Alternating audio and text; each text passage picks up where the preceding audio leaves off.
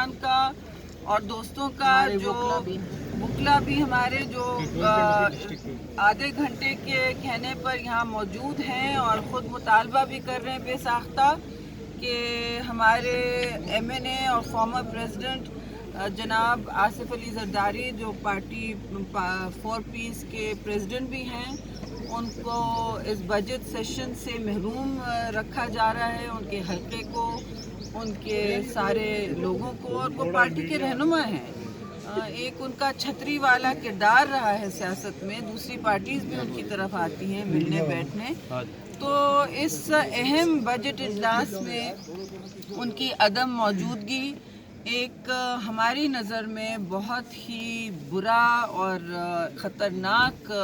المیہ ہے جو آج کل کی سیاست ہے اس کے لیے، اور ہمارا کوئی 10 دن سے مطالبہ مستقل چل رہا ہے۔ اسپیکر کے چیمبر کے باہر دونوں ہمارے ہاؤسز کے ایم این ایز اور سینیٹرز روز کھڑے ہوتے ہیں، سراپا احتجاج رہے ہیں کہ دیکھیے یہ فائنانس بل ہے نمبر 1، اس میں آپ کا سیشن جو ہے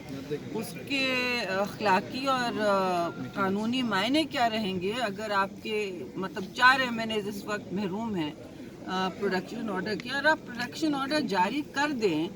تو کیا حرج ہو جائے گا، کیا مسئلہ ہو جائے گا؟ تو لگتا ہے کہ حکومت گو مگو کی کیفیت سے گزر رہی ہے، جیسے ہر چیز میں ان کی بے یقینی نظر آ رہی ہے آپ کو، جس طرح وہ بجٹ کو، اس سیشن کو کنڈکٹ کر رہے ہیں، وہ یہاں تک لے آئے ہیں۔ تو ہمارا مطالبہ ہے کہ دیکھیے کوئی اس میں وقت کی ضرورت نہیں ہے، نہ اس میں آپ کو کسی لیگل مطالعہ کرنے کی ضرورت ہے۔ وہ بار بار کہتے رہتے ہیں کہ ہم ایڈوائس لے رہے ہیں، اس میں ایڈوائس کی کوئی بات نہیں ہے۔ پنجاب میں 3 ایم پی ایز بشمول حمزہ شریف کے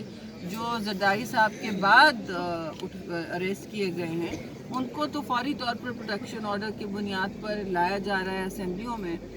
اور دوسری بات ہے کہ زرداری صاحب کو کس جرم میں اٹھایا گیا ہے، تحقیقی اس وقت سٹیج تھا،